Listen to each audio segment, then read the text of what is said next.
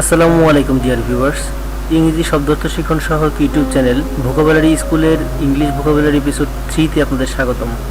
সাথে আছি আমি মোহাম্মদ ইমরান খান। বন্ধুরা, গত এপিসোডের মতো আজও আমরা নতুন 5টি ইংরেজি শব্দ শিখব। শুরুতে আমি ইংরেজি শব্দার্থ শেখার সহজ ও কার্যকর উপায় নিয়ে আলোচনা করব। চলুন আজকের ভোকাবুলারি শিখন কার্যক্রম শুরু করা যাক। তার আগে বলে নেই, যারা আমার চ্যানেলে নতুন তারা অবশ্যই সাবস্ক্রাইব করে বেল বাটনটি অন করে নিন। বন্ধুরা, কিভাবে সহজে শব্দার্থ আয়ত্ত করতে হবে সে সম্পর্কে প্রথম এপিসোডে আমি বিস্তারিত আলোচনা করেছি। ডেসক্রিপশনে লিংক দেওয়া থাকবে, অবশ্যই ভিডিওটি দেখে নেবেন। সহজে শব্দার্থ আয়ত্ত করার জন্য আপনাদের ভিজুয়ালাইজেশন ও ইউটিলাইজেশন করতে হবে। ভিজুয়ালাইজেশন হলো আপনারা যে শব্দটি শিখছেন তার একটি অবয়ব মনের মধ্যে কল্পনা করা, এতে করে শব্দটি সহজে আয়ত্তে আসবে। আর ইউটিলাইজেশন হলো যে শব্দগুলো আপনি শিখলেন তা দৈনন্দিন বাক্যালাপে ব্যবহার করা। এর মাধ্যমে শব্দার্থগুলো আপনার মেমোরিতে গেঁথে যাবে এবং ইংরেজি ভাষা ব্যবহারের দক্ষতা বৃদ্ধি পাবে। ভিজুয়ালাইজেশন এবং ইউটিলাইজেশনের মাধ্যমে আপনি যে ওয়ার্ডগুলো বা যে শব্দগুলো আয়ত্ত করবেন তা সহজে ভুলবেন না।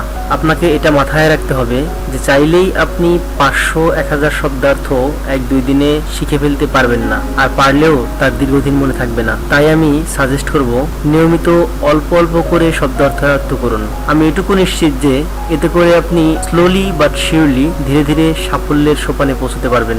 বন্ধুরা, চলুন তবে আর কথা না বাড়িয়ে আজকের নতুন শব্দার্থগুলো জেনে নেওয়া যাক। আমাদের আজকের এপিসোডের প্রথম ওয়ার্ডটি আপনারা স্ক্রিনে দেখতে পাচ্ছেন। শব্দটির প্রনাউন্সিয়েশন মাস্টার্ড। মাস্টার্ড শব্দটির অর্থ কি হতে পারে? 2 সেকেন্ড ভাবুন। আচ্ছা, চলুন মাস্টার্ড আসলে কি তা চিত্রের মাধ্যমে দেখে নিই। চিত্রে আপনারা সরিষা দেখতে পাচ্ছেন, অর্থাৎ মাস্টার্ড শব্দের অর্থ হলো সরিষা। তো আমরা শিখে নিলাম সরিষার ইংরেজি মাস্টার্ড। আজকের দ্বিতীয় শব্দটি হলো ফেনাল। ফেনাল শব্দের অর্থ কি হতে পারে? 2 সেকেন্ড ভাবুন। আচ্ছা, চলুন প্রথমে ছবি দেখে নিই। ছবিতে আপনারা মৌরি দেখতে পাচ্ছেন। এটি এক প্রকারের মশলা, অর্থাৎ ফেনাইল শব্দের বাংলা প্রতিশব্দ মৌরি। বন্ধুরা, আজকের এপিসোডের তৃতীয় শব্দটি হচ্ছে ফেনাগ্রিক। বরাবরের মতো এবারও ফেনাগ্রিক শব্দটি নিয়ে মনে মনে 2 সেকেন্ড ভাবুন। আচ্ছা, এবার আমরা ফেনাগ্রিকের চিত্রটি দেখি। চিত্রে আমরা মেথি দেখতে পাচ্ছি, এটিও এক প্রকারের মশলা। এখন তাহলে আমরা শিখলাম ফেনাগ্রিক শব্দের বাংলা অর্থ মেথি। চতুর্থ নম্বরে যে শব্দটি রয়েছে তা হলো বে লিভস। বে লিভস শব্দটা নিয়ে 2 সেকেন্ড ভাবুন। আচ্ছা, চলুন এবার চিত্রটি দেখি।